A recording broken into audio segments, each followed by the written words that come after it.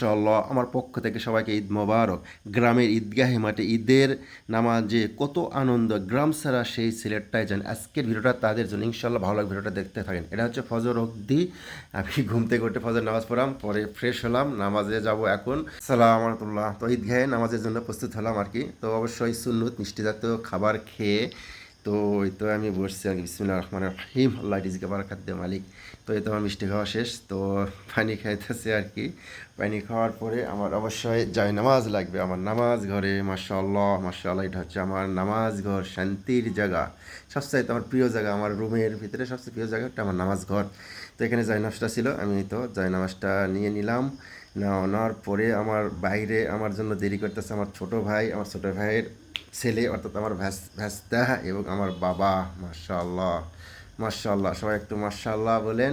তো আসেন দেখতে থাকেন, আমার পুরো গ্রামটা আমি ঘুরে দেখাবো ইনশাআল্লাহ। ঈদে আমাদের ঈদগাহ মাঠে যাওয়ার রাস্তা আর কি। তো আসলে কি বলবো, যারা গ্রাম ছাড়া দেশের বাইরে বা দেশে গ্রাম ছাড়া ঈদে আসতে পারেনি, তারাই শুধু এই এই ভালোবাসাটা এবং অনুভবটা কত কষ্ট বেদনক তারাই জানে। তো এই তো কথা বলতে বলতে আমার সেই কাঙ্ক্ষিত দমদমা গ্রামের ঈদগাহ মাঠ। মাশাআল্লাহ মাশাআল্লাহ, আসলে প্রবাস থেকে অনেক মিস করি এই নামাজের জন্য। যখন নামাজে বাইরের রাষ্ট্রে বা আমরা দেশের বাইরে যারা থাকি, যারা এই নামাজে যখন দাঁড়ায়, মানে কত একটা বেদনক এবং কষ্টকরদায়ক হয়ে দাঁড়ায়, এটা মানে বলানো যায় না। যখন আমরা দেখি ওই দেশের লোকজন তারা ছেলে সন্তানকে নিয়ে এইভাবে ঈদগাহের দিকে নামাজের দিকে যায়, তখন আমাদের দুই চোখ নয়ন জুড়ে যায়, ওটা দেখা যায় না। সেটা হচ্ছে হৃদয়ের ভিতরের কার আর কি, হৃদয়ের ভিতরকার যে ক্ষরণ হয় সেই পানিটা ঝরে আর কি।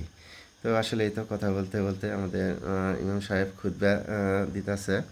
তো খুতবা দেওয়ার পরে সবাই গ্রামের যারা যারা বড় ভাইরা আছে, যেগুলো গ্রামের ঈদগাহ মাঠে মাদ্রাসার, এগুলো সব কথোপকথন হলো। হওয়ার পরে তখন আমাদের এই যে ইমাম সাহেব, আমার মসজিদের ইমাম সাহেব বক্তৃতা দিল। এই তো সবার নামাজ পড়া শেষ। শেষ হওয়ার পরে সবাই তো জানেন, তো কোলাকুলি করা হলো সবাই। তো এখন আসেন, এখন বাসার দিকে রওনা দিব ইনশাআল্লাহ। তো নামাজ পড়া শেষে ঈদগাহে আবার মনে করেন এক রাস্তা দিয়ে গেছি, একটা আমি আসতেছি আমার একদম বাসার চাইতে বড় পুকুরের মধ্যে একটা পুকুর, আমি পুকুরের এই পার দিয়ে আসতেছি আর কি। তো সবাই জানেন নামাজে গেলে ঈদগাহ মাঠে নামাজে গেলে এক রাস্তা দিয়ে গেলে আরেক রাস্তা দিয়ে আসতে হয়, তাতে সোহাবের আল্লাহ তালা বেশি নেকি দান করেন। তো এখানে আমরা দেরি করতেছি, আমাদের পারিবারিক যে আমাদের গোরস্থান আছে সেই গোরস্থানে অবশ্যই আমি জিয়ারতে কবর জিয়ারত করব। এখানে আমার দাদা, আমার চাচারা সবাই এখানে সহিত আছে। তো এখানে জিয়ারত করা শেষ, তো এই তো রওনা দিলাম বাসার দিকে এখন। এটাই সেই আমার বাসার রাস্তা, অনেক মিস করি প্রবাস থেকে এই রাস্তাটা। আসলে এই মাটির ঘ্রাণ, এবং একজন যারা গ্রাম ছাড়ছে তারাই বুঝতে পারবে এই মাটির ঘ্রাণ কতটুকু টানে আর কি। মাশাআল্লাহ, এটাই সেই আমার ভালো লাগা এবং ভালোবাসার জায়গাটা। তো এই তো আমার খামার, আলহামদুলিল্লাহ সম্পূর্ণ গরু আমার বিক্রয় হয়ে গেছে। এটা আমার কুরবানির গরু, আর দুটা বাচ্চা আছে, যে দুটা বাচ্চা দেখতেছেন এটা ঈদের পরে বেচবো। তো এই তো এখন গরু মানে কুরবানি গরু বের করা হইতেছে।